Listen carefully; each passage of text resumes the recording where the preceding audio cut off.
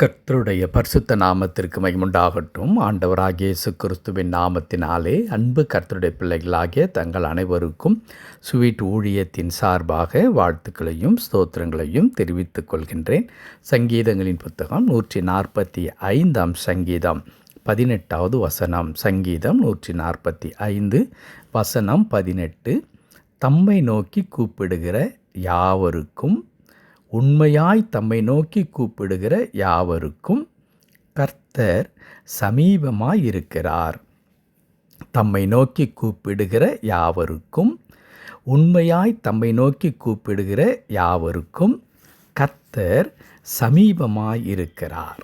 என் அன்பு கடவுளுடைய பிள்ளைகளே, இந்த வசனத்தினுடைய கடைசி வார்த்தையை நாம் வாசிக்கும் பொழுது நமக்கு ஒரு மிகுந்த மகிழ்ச்சி உண்டாகிறது.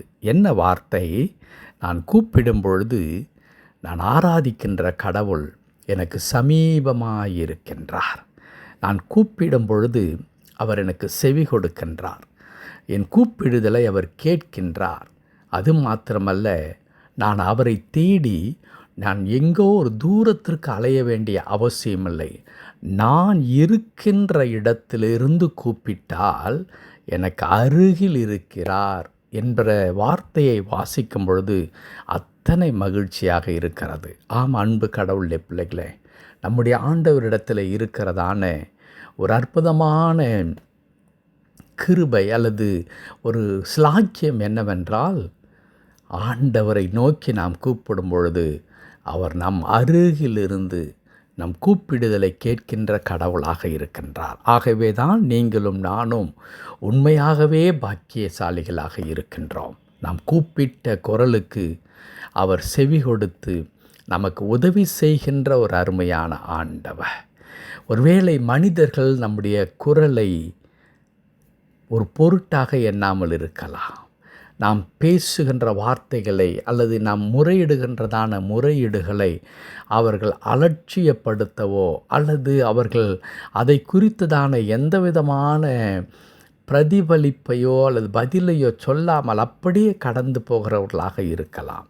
ஆனால் நம்முடைய கடவுள் அப்படி அல்லவே அல்ல.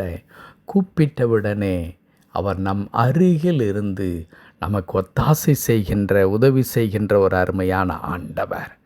அதோடு இந்த வசனம் முடியவில்லை. துவக்கத்தில் நாம் வாசித்தோம், தம்மை நோக்கி கூப்பிடுகிற யாவருக்கும், உண்மையாய் தம்மை நோக்கி கூப்பிடுகிற யாவருக்கும் என்று 2 முறை தம்மை நோக்கி கூப்பிடுகிற மக்கள் என்பது மாத்திரமல்ல, அதற்கு அடுத்து வாசித்தோம், உண்மையாய் தம்மை நோக்கி கூப்பிடுகிற யாவருக்கும். இதை வாசிக்கும் பொழுதுதான் சற்று நம்முடைய இருதயத்தில் ஒரு கலக்கம் வருகின்றது.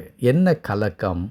கடவுளை நோக்கி கூப்பிடுதலிலே உண்மையாய் அவரை நோக்கி கூப்பிடுதல் என்பது என்ன வித்தியாசம் இருக்கிறது? நான் அனைவரும் ஜெபிப்பதைப் போலத்தான் நானும் ஜெபிக்கின்றேன். கடவுளை நோக்கி கடவுள் என் ஜெபத்தை கேட்பார், எனக்கு உதவி செய்வார் என்ற எண்ணத்தோடு கூடத்தான் நான் கடவுளை நோக்கி பார்த்து செபிக்கின்றேன். ஆனால் இங்கே வசனம் இப்படி சொல்லுகிறது, உண்மையாய் தம்மை நோக்கி கூப்பிடுகிற யாவருக்கும் என்று சொன்னால், உண்மையாய் நோக்கி கூப்பிடுதல் என்பதுடைய பொருள் என்ன?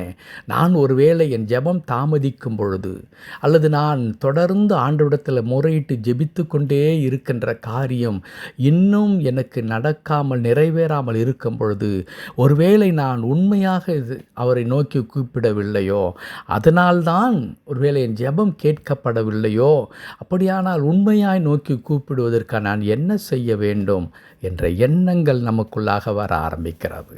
என் அன்பு கடவுளுடைய பிள்ளைகளே, உண்மையாய் தன்னை நோக்கி கூப்பிடுகிறவர்கள் என்று இங்கே குறிப்பிடுவது வேறு ஒன்றுமல்ல, அவர் மீது முழுமையாக நம்பிக்கை வைத்து என் பிரச்சனைகள், என் தேவைகள் எல்லாவற்றுக்கும் ஒரே தீர்வாக என் ஆண்டவர் மட்டும்தான் இருக்கின்றார்.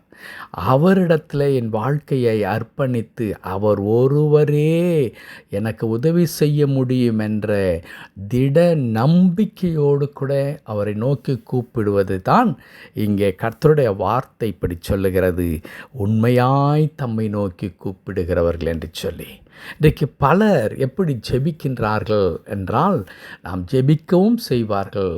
அதே நேரத்தில் ஜெபத்தை முடித்து விட்ட பிறகு அது நடக்குமா நடக்காதா, நடக்காமல் போனால் என்ற எண்ணங்கள் அவர்களுக்குள்ளாக வர ஆரம்பிக்கும்.